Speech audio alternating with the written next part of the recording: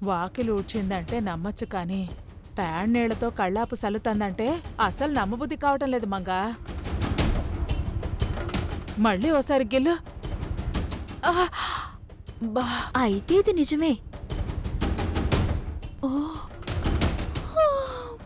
మీ వదిన ఇంటి పనులు చేసుకుంటూ ఉంది కాబట్టి మనం వెళ్ళి వంట పని చేసుకుందాం పద.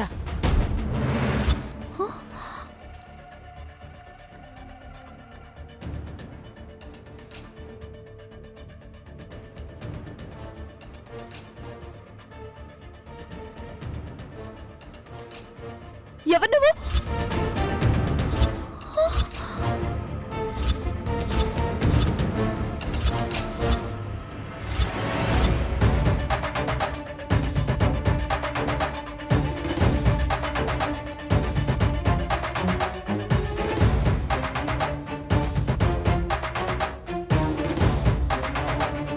చిచి, నువ్వు?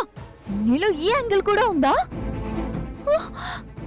ఇవేమి నాకు చెప్పకుండా నా లైఫ్ తో ఆడుకోవాలని చూసారా? అందుకేనా నేనెంత చేస్తున్నా కనీసం నా పైన కోపం కూడా రాలేదు?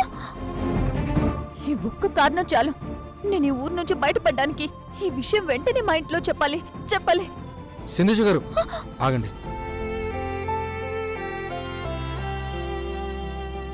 మీరు పొరబడ్డారు. నేను ఇలా చేసింది మీకోసమే. వాట్? నా కోసమా? రాత్రి అమ్మ చెప్పింది కదండి, రేపొద్దునే నాను లేసేసరికి మాత్రం ఇల్లు తుడుచుండాలి, బయట ముగ్గేసి ఉండాలి. పొద్దున్నే లేచి ఇల్లు తుడవాలి, బయట కల్లాపు జల్లి ముగ్గు వేయాలి అని.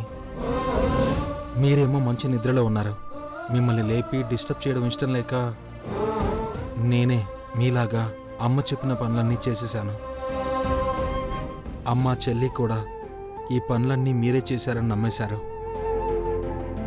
ఇంకా మిమ్మల్ని ఎవరూ ఏమీ అనరు. మీకోసం బాత్రూంలో వేడి నీళ్ళు పెడతాను. మిమ్మల్ని గుడికి తీసుకెళ్లాలనుంది, కానీ మీకు నాతో రావడం ఇష్టం ఉండదు కాబట్టి ఇంట్లో ఉన్న దేవుడి ముందైనా దీపం పెట్టి దండం పెట్టుకోండి.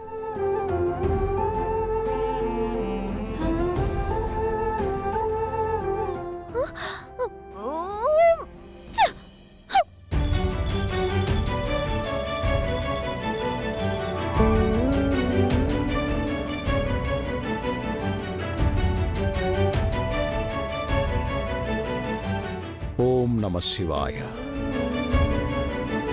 పెద్దయ్య, మీరలా పేపర్ చదువుతూ ఉండండి. నాను సిటికలో టీ చేసి తీసుకొస్తాను. పెద్దమ్మగారు పాలేడున్నాయి? సెక్యూరిటీ అతన్ని అడగమ్మా. అట్టగే. సెక్యూరిటీ అన్నా, సెక్యూరిటీ అన్నా. ఏంటమ్మా? అన్నా పాలొచ్చినాయా? ఇవాళ పాలు రాలేదమ్మా.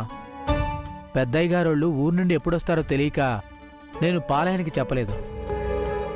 అయ్యో, మరిప్పుడు పాలెట్టాగన్నా? ఇక రేపే అమ్మా. పెద్దయ్య గారోళ్ళు పాల ప్యాకెట్లు వాడరు, స్వచ్ఛమైన ఆవు పాలే వాడతారు. ఇప్పుడు పాలు లేవని పెద్దయ్య గారు వాళ్ళకి టీ పెట్టి ఇవ్వకపోతే బాగోదు. ఇప్పుడు పాలెట్టాగా? పక్కింటోళ్ళని అడుగుదాం. పనులు ఎక్కువ ఉన్న రోజే మన పని మనిషి ఏదో ఒక కారణం చెప్పి పని ఎగ్గొడుతుందండి. ఉన్న పళంగా చెప్తే మనం మాత్రం ఎలా చేసుకోగలం? పోనీ నేనైనా చేద్దామంటే నాకేమో నడుం నొప్పి. అమ్మగారు, అమ్మగారు. ఎవరో వచ్చినట్టున్నారు చూడు. సరేనండి. నమస్కారం అమ్మగారు. నమస్తే.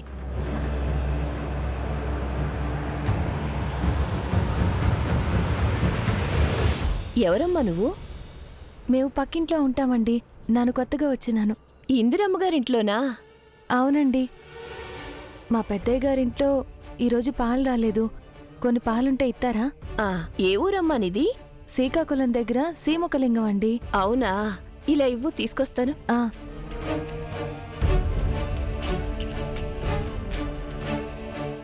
ఎవరా అమ్మాయి?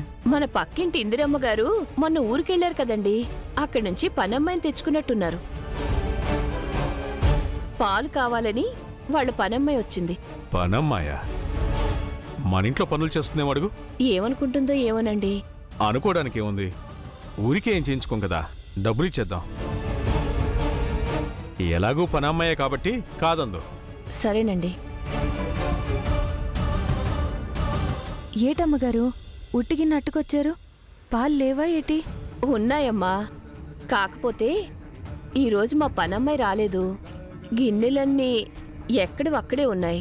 నువ్వేం అనుకోకపోతే వాటిని కడిగేసి వెళ్తావా అమ్మా? ఊరికేం చెయ్యొద్దులే. అయ్యో, మీరంతగా అడగాల్సిన పనేటి లేదమ్మగారు. మీరు మా అమ్మగారు లాంటోళ్లే కదా.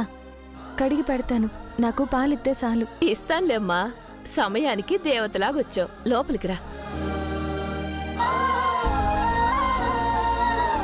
రామ్మా, ఈ గిన్నెలే కడిగేసి ఇక్కడ ఆరబెట్టేసి నేను పాలు తీసుకొస్తాను. ఉమ్.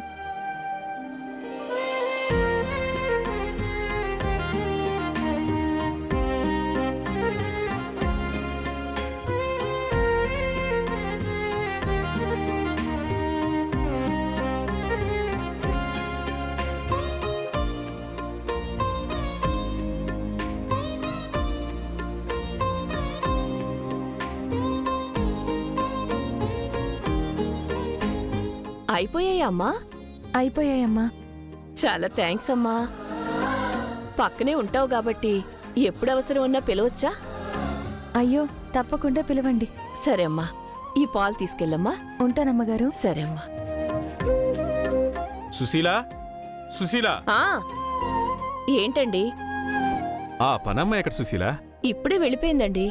అరే, డబ్బులు ఇద్దామని చెప్పాను కదా, ఎందుకు పంపించేశావు? ఇవ్వాలండి, చాలా మంచి అమ్మాయి. అడగ్గానే కాదనకుండా అన్ని గిన్నెలు కడిగేసింది. అలాంటి అమ్మాయి రుణం ఉంచుకోకూడదండి. ఇందిరమ్మ గారు నాకు బాగా పరిచయమే కదా.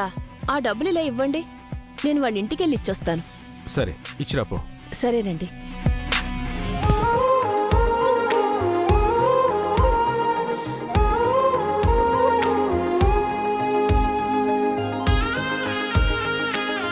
పెద్దయ్య, టీ తీసుకోండి. మ్మ్.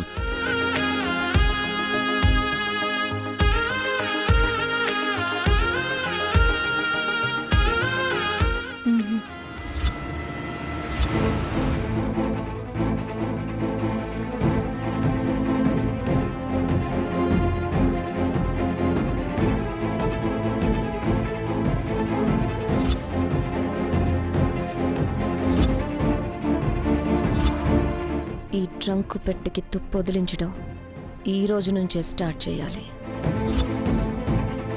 అమ్మగారు,